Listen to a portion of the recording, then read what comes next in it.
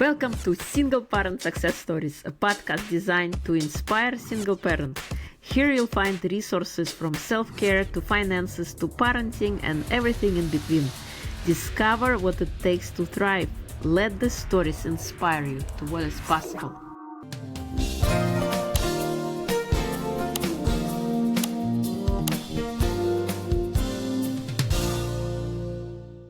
Before we start the next conversation, I want to invite you to check out my amazing book, The Gift Inside, a powerful guide for healing your body, mind, and soul. Reclaim your strengths and awaken your true potential. Whether you are navigating heartbreak or simply seeking deeper fulfillment, this book offers the tools to turn your struggles into triumphs. It is time to unlock the gift within you. Available now on Amazon, or you can check it out on my website www.irinashehovtsov.com. Hello and welcome to Single Parent Success Stories. Today we have a special guest, David Marcus. He is a highly respected figure in clinical psychology, known for his expertise in improving the lives of individuals and families. He specializes in families under stress. Dr. Marcus advises parents on how to provide a soothing, safe environment for their children and how parents can help children in developing an emotional language. Dr. Marcus is the author of the forthcoming book, Parent RX, Prescriptive Wisdom, Tips and Strategies for Communication with Your Child. It gives me a great pleasure to have you with us today. Welcome, Dr. Marcus. Thanks for having me, Irina. I appreciate it.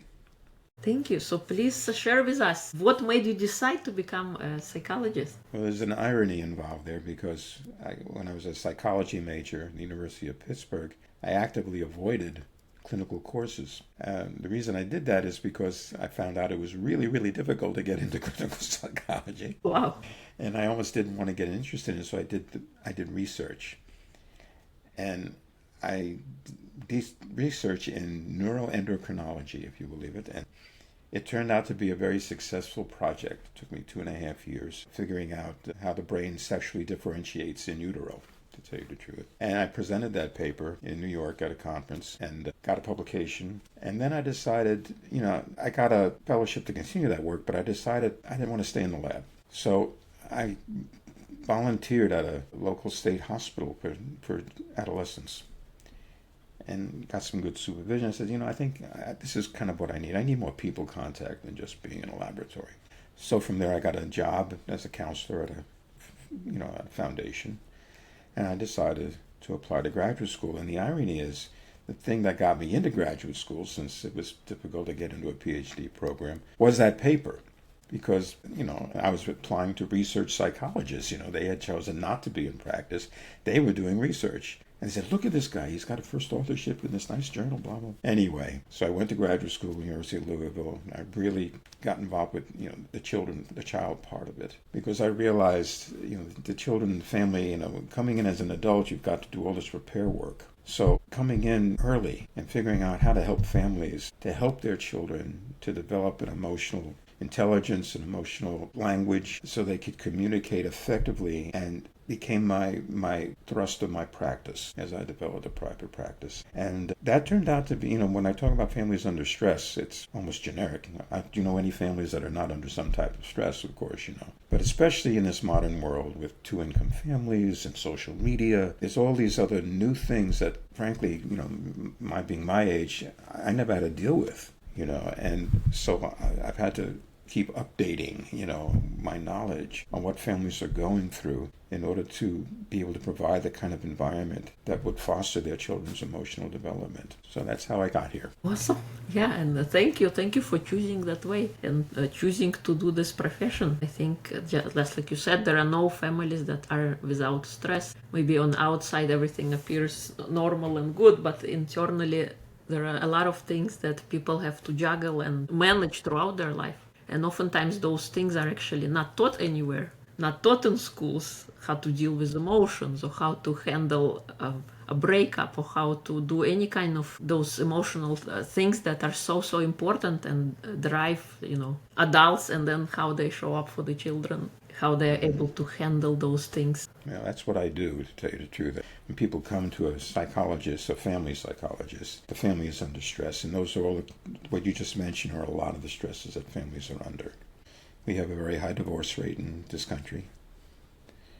And we have a lot of single parents, fathers and mothers, and how do they relate to their children with two households, and how do they communicate with one another successfully to be co-parents and realize that they're no longer married, but they are co-parents, and it's an entirely different role. So that's what they come to see me. Even parents who don't get along, high conflict parents, which often leads to divorce. Oftentimes it's because they don't know how to communicate, of course. But also, no matter how much they don't like each other, or don't get along with each other, they'll come in for their kids. They want their kids to be okay, Not always.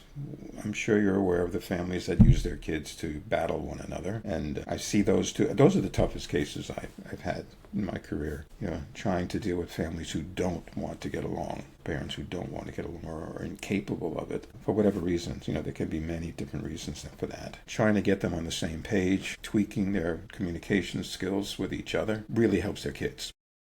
Yeah. What do you think, what are some of the things that get in the way of parent-child communication? Well, when we talk about that, we talk about the children's emotional perception of their parents, which is based on their experiences in trying to communicate with their parents in the past. We all do this. We all try to predict what's going to happen now by similar experiences in the past. That's how we trust our environment, to tell you the truth, predictability. So with children, it depends on the parent's reaction to when they try to communicate. Now, of course, how children communicate varies greatly from childhood, from birth to 18 years old, But in general, there's some obvious things parents can do that would make it unsafe for the child to communicate. Some are obvious. You get angry. The child says, hey, I don't like this, and you get angry about that, or you get defensive. The parent gets defensive about it. Another one that's obvious, they try to talk their children out of it. Oh, no, that's not what really happened, and give this logical explanation for why the child shouldn't feel that way. I wish that would work. If that kind of thing would work, if that kind of logic would work, frankly, I'd be unemployed. It would be so simple to be a parent if it was that logical. That doesn't work. But there are some subtle things that parents do. They try to make their child, quote unquote, feel better. Now, all parents try to make their children feel better. And as radical as it may sound coming from a child psychologist, I really wish I could get rid of that phrase from parenting books or parenting experience, because it doesn't work. And I always give parents this, this explanation for it. I'll share it with you. Say there's something that is really bothering you, and you turn to somebody and you start to explain it to them, and they say, oh, just do this and you'll feel a little better, and, I went through it too, and, and this is what you do, and, this is what I went through. Well, parents sort of look at me and smile at that point, because they realize that doesn't work for them, if it was a good friend, you might say, just hear me out, will you, right? If it wasn't a good friend, you'd say thank you and go find a good friend. It's like that. Well, the difference between doing that with an adult is they may say that to you. They may say, thanks but no thanks, or please listen, hear me out. A child is not going to gainsay their parent. You can't see a 5-year-old turn to their mom and say, Mom, will you just shut up and listen to me? No, they're not going to do that, And so, so they'll sit there quietly and say, And the parent feels all better. They figure they give the child a nice explanation, and that should take care of it. Until something happens the next day or 2 days later that's similar, and the child's just as upset as they were before. And the parent says, I thought we talked about this. No, they didn't. They talked at the child. So how does a parent make it safe for the child? And how does the parent help the child to develop the capacity to communicate with them? Those are two very big factors. The first one, as far as making it safe, the parent needs to be what I call a soothing presence. Now, I use the term presence rather than the soothing person, because there's a whole lot more to being a soothing presence than simply being a person who knows the techniques. There are techniques, and they vary, of course, from early childhood to later childhood as far as how to be a soothing presence. But what a soothing presence is, in essence, is someone who is okay when you're not okay. Now, when you think about the people we turn to as adults when we're not okay, when we're upset, there's very particular people we turn to, certain friends, maybe family members, but invariably these people are okay when we're not okay. They will listen to us. And we sort of borrow their okayness as we empty out, which is another term we will discuss, because they borrow that okayness, and then they can start to feel better after getting it from in here, where it's very intense, to out here, which is catharsis. That's a term that we all know of. Or And the other person, the soothing presence, doing active listening, Thomas Gordon, these are not new things, except that there's more to it than that, okay? To being a soothing presence means you've got to be in the emotional space to be a soothing presence. Parents are human beings. They're not just going to be okay all the time, in other words. And, so I have to talk to parents about the stress of two-income families, bringing work home, having little time with their children because they're working from home. Hence, the children are always being supervised by somebody else. There was no such thing as a play date when I was a child. You just went out and played with your friends. But that was because there was always somebody at home. So you could always duck into somebody's house, you know what I mean? And that's no way to, now you have to arrange these things, There's a lot more stress. And then there's the social media stress, especially for young teens or tweens, especially young tween girls. They seem to be the most susceptible to the mofo type of thing. They're not, if they're not responded to within 5 minutes, the person hates them kind of thing. And this can be very destructive, including cyberbullying.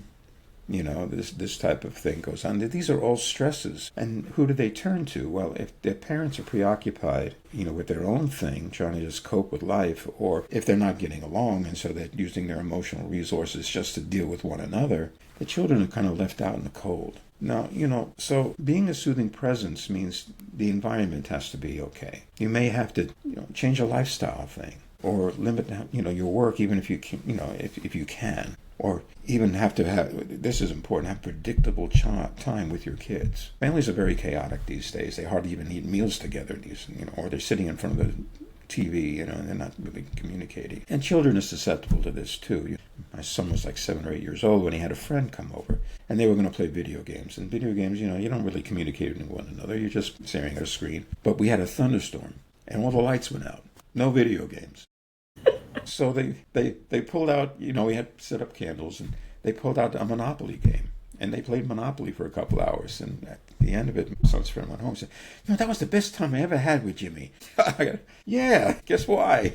You were actually being a friend. Yeah. So, these are the things that we're up against. And now we have the electronic babysitter.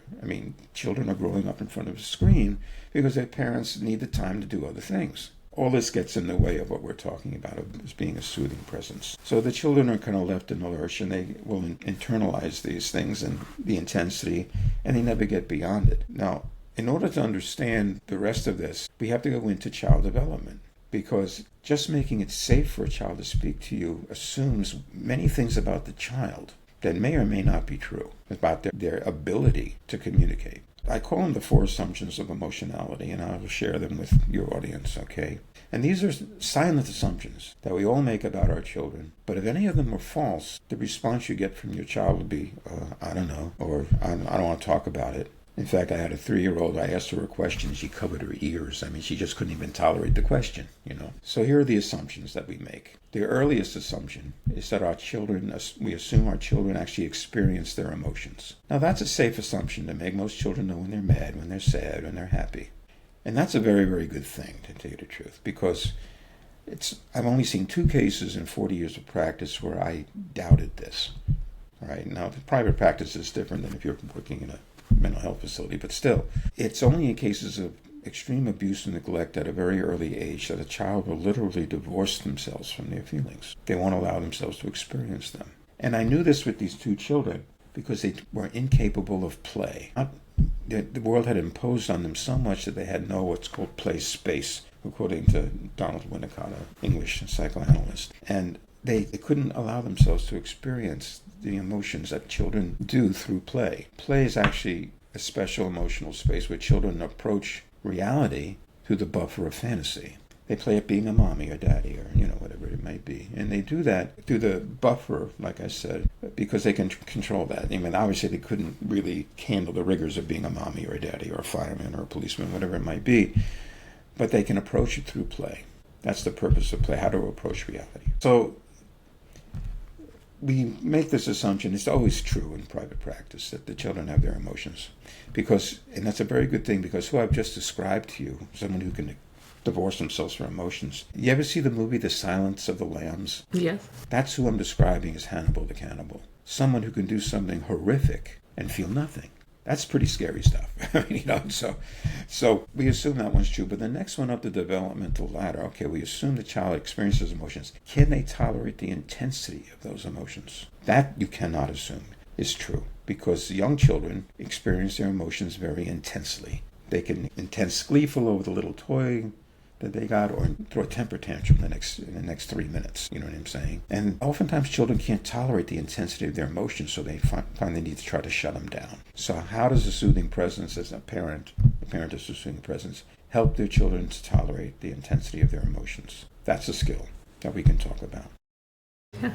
Yeah. The next one up the line, okay, the next assumption, the third one of the four, they have their emotions, they can tolerate their emotions. Do they have the language to express it verbally? How many times have you heard parents turn to their children and say, use your words. Don't hit your brother, use your words. Well, I'll tell you something, and this is a true story. I was seeing two brothers, not 7 and 9. This was years ago. And I had just seen them, and I was talking to their mom briefly, and they were in the waiting room. And all of a sudden, Mom and I hear a scuffle out there, and then we hear a scream. So we both get up and we run out to the waiting room, and the 9-year-old is holding his arm like this, Arena, crying. And the 7-year-old's looking like, oh, I'm in big trouble now, So Mom, I'm observing this because I'm a psychologist, that's why I'm observing it, of course.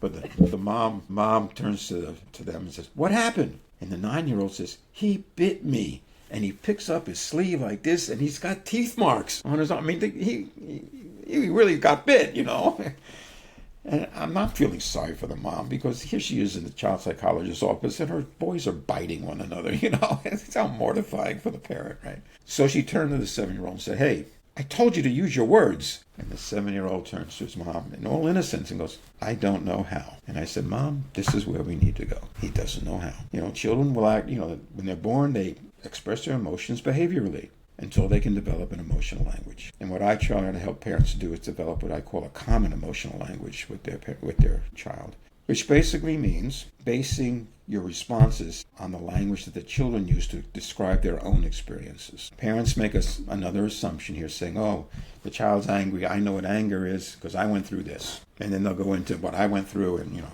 okay. That's not helpful, The child will have their own language for what it means. And so how I do this, I don't want to get too lengthy, but I'll get children to express, okay, here's this experience. What words would you use to describe it? And I've got some great ones. One boy described himself as being volcano mad, for instance. And then I'd use that when we talk later on. Was that an experience that made you volcano mad? Or we had another one, or eat your peas mad, which wasn't as bad as volcano mad, obviously. So, but these terms have meaning to the child rather than me using my words for it. So you come up with a language that's common to the two of you based on the child's expressions. With younger children who don't have words at all, I'll use hand motions. Did it make you this man, this man, this man, this man? It amazes me how children can actually touch their hands behind their back. It would break our backbone to do that, as adults. But they can do it. It made me that man, Dr. Martin, that type of thing. And so them will say, this man, you see? And that's also the common emotional language with the young children until then I can work with them as far as, okay, with words later. This is 3-year-olds I'm talking about. By 5, we're starting to use the words already. So this is a whole skill, and that's the third assumption. And the last assumption is what you mentioned earlier. Okay, the first 3 assumptions are true. They have their emotions, they can tolerate their emotions, and they have the language to express it. Is it safe for me to talk to this person about how I feel? And then we come full circle to parents getting defensive, getting angry, they're preoccupied, don't bother me right now, go watch TV. Or they just don't have the time to talk about it. So all these things, or try to make them feel better, which doesn't work. All these things get in the way of communication with your child. So when I see a child, I have to assess those assumptions to know where to start. Because I can teach the parents how to help their children to tolerate the intensity, to develop the common emotional language, and how to make it safe for them. And the safe part is that soothing presence that I talked to you about. So there's a lot here. Yeah. It's not a simple process. Where can I go from here with you? Totally. No, you're so right, because we all have our own perception of how we see the world. And like you said, what kind of emotions we can experience, and then if we can handle the intensity. And we all have our own preconceptions about how the world works. And it could be different from how children experience those similar things, like you said. Mm-hmm. I have this anger, and you think that your child is experiencing anger on the same level, but it's not the case. They could have their own interpretation, like that raging volcano versus something That was a good one. less intense. Yeah, and it takes a lot to learn about that, because we don't learn it when we are little kids. We don't learn it when we're in college unless we become a psychologist. Well, I didn't learn it in college either, I'll tell you the truth. When I see parents, they have 2 kids, 3 kids. One family I'm seeing even now has 4 kids, which is, in this day and age, that's really, really hard, but okay. But, they don't know. I mean, these are silent assumptions that we make about our kids. That's right. My child is really, really very intelligent, has a great vocabulary. Or, every child is brilliant. That term cracks me up. Every child is brilliant, But anyway, but you can be the most brilliant child and not have an emotional language. It's a totally different skill than what we're talking about here. And so we've all met children in classes when we were younger. I remember who were the brightest kids in the class, and yet they were the nerds because they didn't know how to communicate, with the other kids. Sometimes it's because they were thinking on a level totally above the other kids. That's true, and the kids didn't want to hear it. But oftentimes they were so into their intellect, because that's what their parents kept praising and praising, that they never developed an emotional language. So what can parents do to help kids develop that emotional language? Okay, well, the first thing I've already began to explain to you is the guess.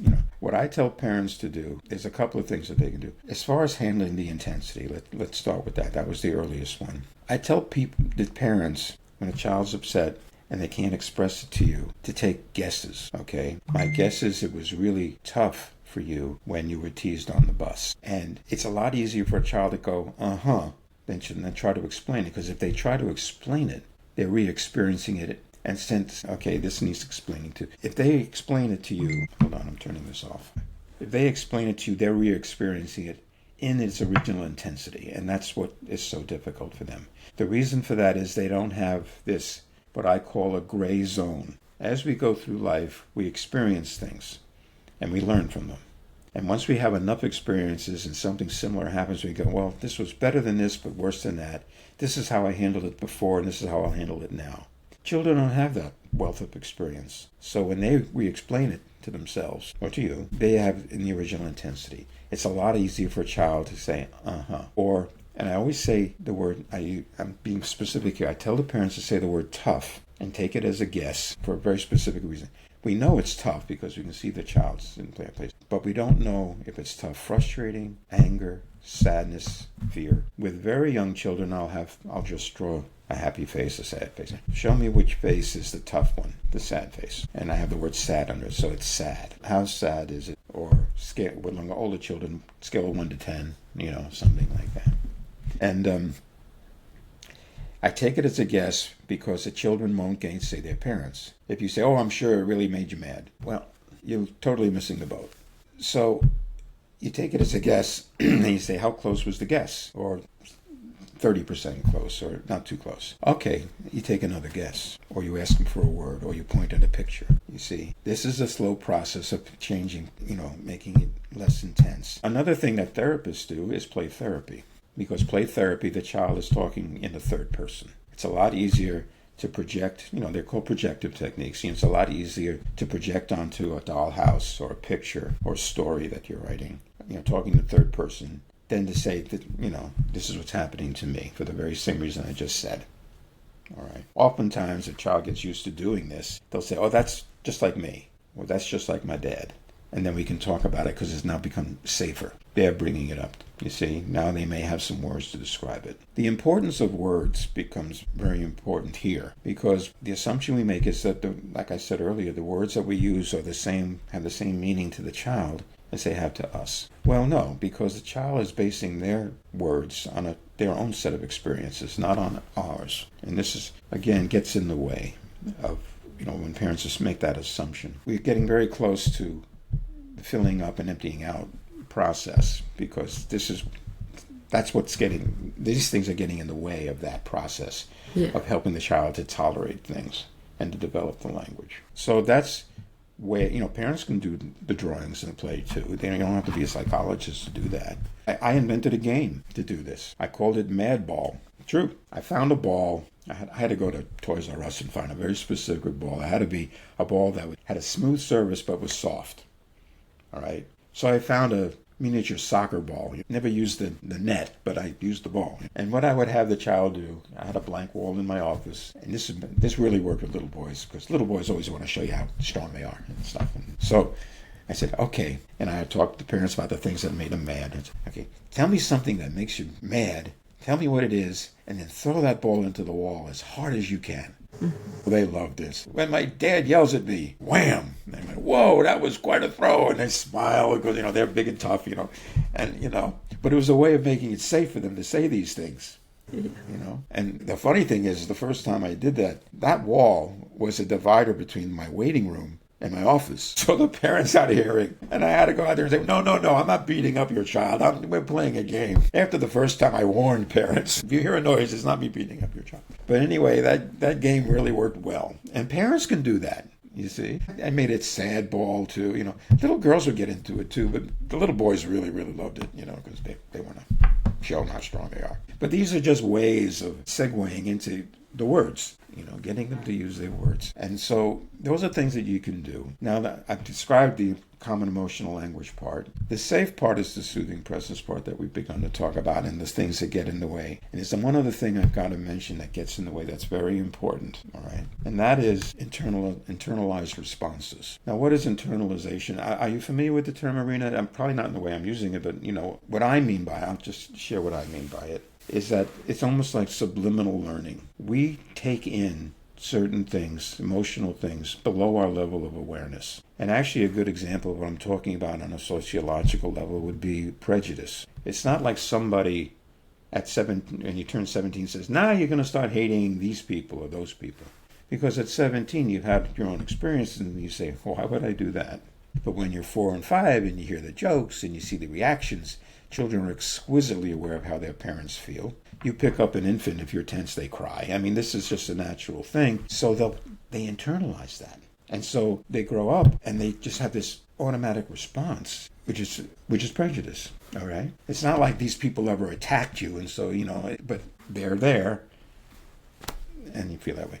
The reason I bring up internalization is because one of the things that children internalize is how parents react to stress, all right? If a parent gets aggressive when they get stressed, the child will take that in. And this is one of the reasons why abused children can often become abusive parents. They will swear up and down and sideways that they would never do to their own children what happened to them. And they're sincere. But under severe stress, especially unanticipated stress, and children are great at giving us unanticipated stress, they will regress, and they will regress back to internalized responses that are in there. And they'll hit, and that passes it down. The nice thing about the soothing presence, if that's how you deal with these things rather than aggress or, defend or whatever else it is, that gets internalized. And the child can now soothe himself. And in children, over the course of time, the children can soothe themselves. And in children, we call that resilience. In adults, we call it stress tolerance. So this is a wonderful legacy. If the parent can be a soothing presence, which means dealing with their environment,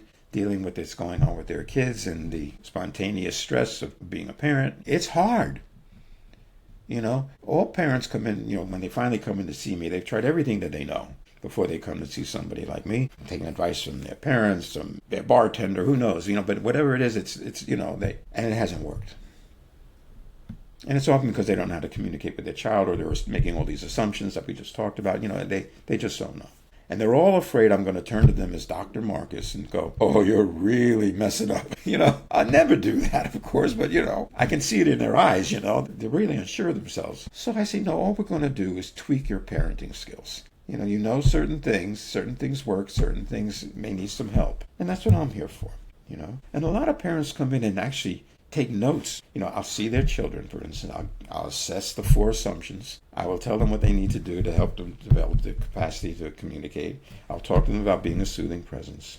And then I'll say the proof is in the pudding. You try these things out. It's a skill. You're going to need to practice it. We're going to need to tweak it. You're going to try it out and go, gee, I wish I gotten this first. I wish I had you in my ear on Thursday night because, this is what was going on.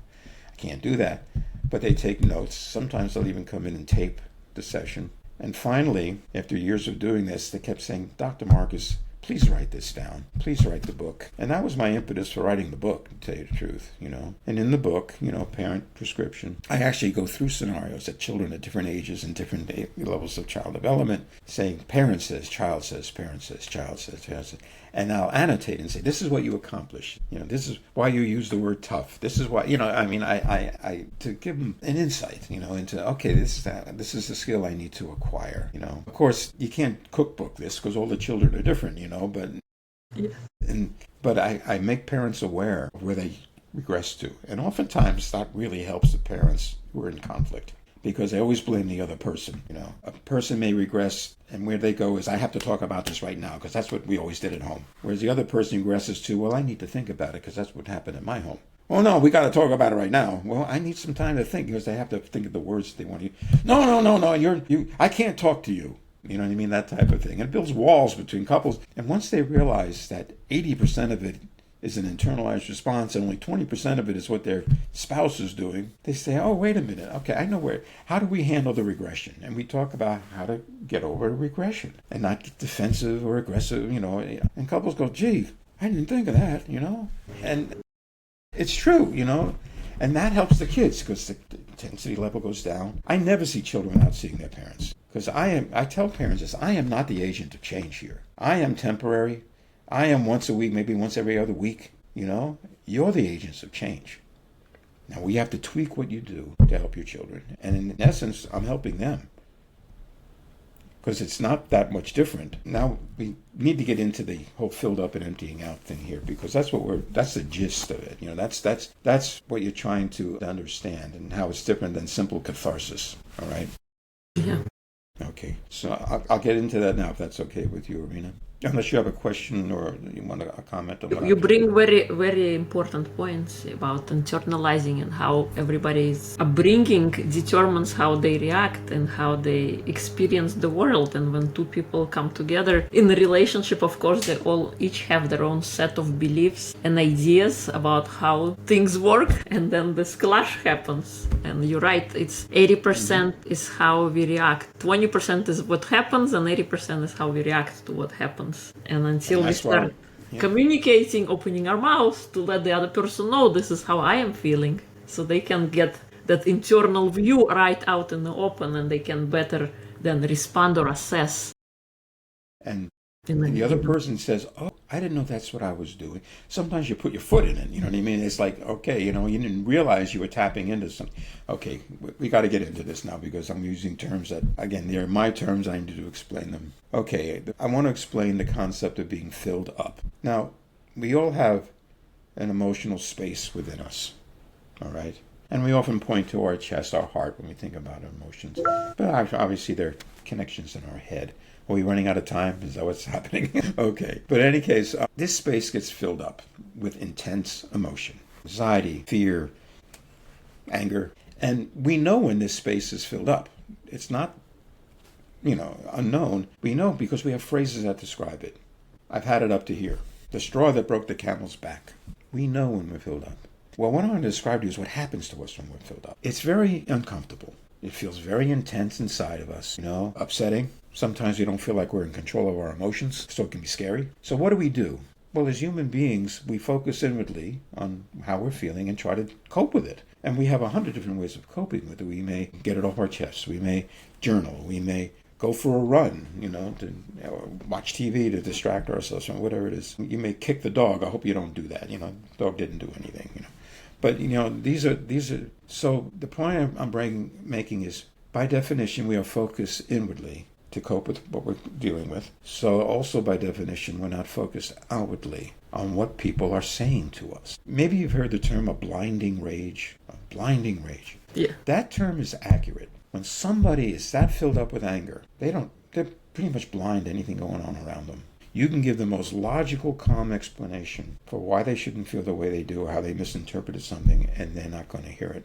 Or they'll hear that 5% of what you said or your tone of voice that somehow supports their rage, and they just get angrier. And finally, the person throws it, I can't talk to you. Well, they're not going to be able to hear you until they're emptied out. That's human nature. That's just the way we are. Now, obviously, to empty out, you have to be able to use your language, all those things that we just described. But okay, the difference between catharsis and emptying out is this. Catharsis is basically just getting things off your chest. Emptying out is actually on 3 different levels that I'm going to describe to you. And these are my own terms. Again, I've learned this from seeing, parents tell me they have 3 kids. Say, okay, I have a leg up on you. I've seen about 3,000 kids. And so, I've learned a lot about how this works. So anyway, the 3 levels, I use a simple example to explain the 3 levels that have to be emptied out. The most superficial level is the here and now. You didn't take out the garbage. Now, we have lots of words to describe this. It's speeding the smell, it's your chore, what are you waiting for, everything. So that's easy.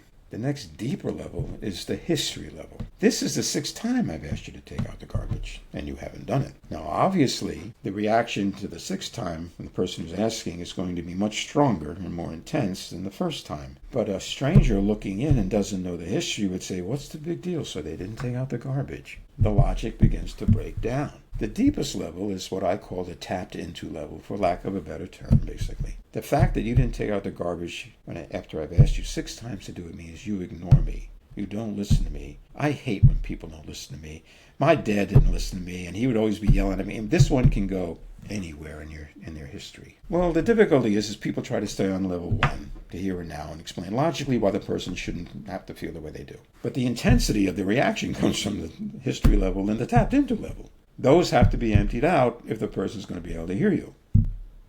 All right? When a person's talking, emptying out on the history level, when they say things like, you never do this, or you always do that. Now they're referring to previous events. Or you can elicit it. Have I ever done that before? Has it ever happened before? What was that like? The deepest level is when they start, and they say, okay, when you do that, it makes me really mad. Well, tell me about being mad at me. You don't defend it. You don't go back to the logic. And eventually say, have I done this before? Well, yeah. Has it happened to you before? Well, yeah, my father did the same thing to me, and I hate it. That's how you get to the tapped into level. You have to be a soothing presence to do this. See how it all kind of ties together? Yeah. If you're sitting there being defensive and say, you shouldn't feel that way because they're never going to empty out. They're not going to hear you. In fact, you just made it unsafe for them. You want to know the one word that couples should always avoid when they disagree? That word is ridiculous. That's ridiculous. Basically, you're saying, I don't understand your emotional response, and therefore it's wrong. Well, you want to start a fight? You just did. Because the other person's going to get really defensive and say, what do you mean it's ridiculous? This is how I feel. Well, you shouldn't feel that way. Here's the funny one. I've seen attorneys in their families. Attorneys, I feel this way about something. Well, prove to me why. Give me an example of why. Well, that works great in court, but it's really bad in trying to communicate with your spouse or your kids, No wonder they're bringing their family in to see me. Of course, after that, the attorney can't use me for custody or anything like that, because I know them now. But that's really what happens, The mindset is very different. You're not in a lawyerly relationship with these people. They're your family. You're in an emotional relationship. You got to attend to that. So you have to empty out on all these 3 levels. And at the end, if you succeed, what you're doing is what Dr. Gordon said back in the 70s. You're actively listening. You're not interpreting. You're not giving your own spin. You're not breaking and saying, yeah, I went through it too. You're not doing any of that. You're mirroring back what you hear as closely as you can. Don't add your own words. I hear you're saying this, I hear you're saying that. Is that close? And let them tweak it if they need to. No, it was more this and more that. Because what you've done is you've listened to them and taken them seriously. And at the end you say, based on this, what you told me, no wonder you feel the way you do. Now you're honoring their perception. You may not agree with it. Notice the qualifier, based on how you see it. Because you may see it differently, the person who's listening. But you've emptied them out. So now when you say, I see it differently, they may hear you. That's how it should go, ideally. Yeah. But, so what you're also doing is something that I hear a lot, and that is you're respecting them. When you listen to somebody and take them seriously, you're respecting them. That word needs I'm defining it a very specific way because people use that word. They bandy it around like it has a singular meaning. Parents often say, well, you need to respect me. I'm your parent. Well, I got news for you. You got to model that behavior. If you want your kids to listen to you and take you seriously, you got to do it, and you got to do it first. You can't just demand them to listen to you and do what you say. That's obedience, but it's not respect. That's right. And obedience only goes so far until your child hits the tweens and the teens say, the hell with that. I'm going to do what I want to do. Right? That's right. Yeah. So, developing this, being able to make it safe for the child to say, what's going on with them really helps avoid this, this adolescent rebellion. A funny thing, my own son, he was 17, and he kept, they push the envelope. They want to do more. They want to be independent. And I said no to something. I think he was only 15 at this time. And I said, no, you can't do that. But he actually had a point. But I was being a dad, and so, and he turned to me. Now remember, he's this psychologist's son, right? Yeah. Dad, I'm going into my adolescent rebellion right now. And I cracked up. And I heard him out. I said, yeah. I put on my thinking cap. And he had a point. And I said, okay, this time you're right. Not often, but this time you're right. So anyway, it's really funny. You're a parent no matter what you do. And I give parenting advice, Not that my son wanted it, but, I'm dad, I know. And I give him advice. And when I would do this, when he was living at home, he'd roll his eyes. I'm like, oh, here goes the old man again telling me what to do, and I don't want to hear it. I don't need it. Okay. Finally, we were sitting in the car one day. It was senior summer, and I was giving a parenting advice. And I finally turned to him and said, son, I live on a street called Cherokee Drive. I said, son, we're sitting in the car having this discussion. You can go to the University of Cherokee Drive, and you're going to live on campus. He said, you're right, Pop. I'm out of here. He always calls me Pops. It's true. And then when he finally went to school and he'd come back and I'd give him parenting advice again, he wouldn't roll his eyes anymore. He'd just go like this. And I'd laugh because I know exactly what he's thinking. Let the old man talk. I've got this handled, Okay, I'm a parent. What can I tell you, Now he does turn to me for advice. He's in his 30s and sometimes, but I'll wait for him to ask me rather than just volunteer it anymore. Yeah. But anyway, the emptying out process is really important, and being able to do it and helping the child to be able to do it with you and being a soothing presence. It all ties together just like that. And this is what I try to teach people. This is what the whole parenting prescription book is about, because it's not out there. Before I wrote the book, I studied a lot of parenting books, of course, a ton of them out there. Seeing if I was reinventing the wheel. I finally figured, I don't think I am. I think there's something here that at least it's not all new. I mean, the active listening is not new, for instance, but how to use it and how to help your children to develop the capacity to communicate with you. These assumptions, especially, we make these assumptions. And if we don't deal with those assumptions, it doesn't happen. And I tell parents, as far as having an emotional language and handling the intensity of your emotions, this is definitely part of maturation. Because, okay, a temper tantrum in a 5-year-old, well, we handle that. They're a 5-year-old. He doesn't have the words. He doesn't have the intensity. The same thing in a 17-year-old, doesn't have the words and can't handle the intensity. That could be jail time. You can't act out behaviorally when you're 17 years old. Someone's going to get hurt. You know what I mean? So somewhere along the line, they've got to learn how to do this, you see. It's a very important part of maturity, of maturation. We talk about stress tolerance in an adult. How do we get there? It doesn't just happen because you're an adult. We see people, we call it going off half-cocked, right? These people go off half-cocked, or they overreact to something, Why? They don't understand it. It becomes their way of dealing with the world. It's not a helpful way of dealing with the world. So a responsible parent is responsible for the emotional development of their children, which includes these assumptions, the development of the language, the intensity, all the things we just talked about. And how does a parent do that? I've just described how they do it. But how to have the presence of mind to do it and not just be preoccupied with your own stuff or your bad day or, whatever it might be is really, really hard. Do you ever see the show The Waltons? No. It's an old show about this family during the Depression. The father is basically deforesting his mountain to pay the bills. He's got like 5 kids. So he's up in the mountains sawing away on his sawmill and everything was sweating. And his son would come and say to him, Dad, Father, whatever they call Erin, my sister's having trouble with her boyfriend. So Dad would stop everything he was doing and go walk for 3 hours with his son in the woods to talk about Erin. And I'd be cracking up. I'd be sitting there saying, what about the guy who's waiting for his wood? No, life isn't like that. And it wasn't like that back then either, So anyway. Yeah. Watching these shows as a psychologist makes you laugh. In fact, I refuse to let my kids watch the show Married with Children because the kids would so disrespectful with the parents, and the parents were just idiots. That that's not this is not good. This is not life. Don't adopt this. Anyway, I'm espousing here now rather than talking about psychology. Is there anything else you want to ask me? Or Thank you. You brought very, very good points, and I love how you broke out that communication piece into so many components. And I think it is so important when we focus on those little things, then the bigger picture becomes easier to swallow. It becomes easier to handle and manage. And it starts at home. It starts with parents modeling that behavior to the children and them being able then to pick up on that and being able to, like you said, it's a part of maturation, and having that in your tool belt as you start living. If you after you go off to college or you finish school, and even before that, to build on that little by little, every day at a time.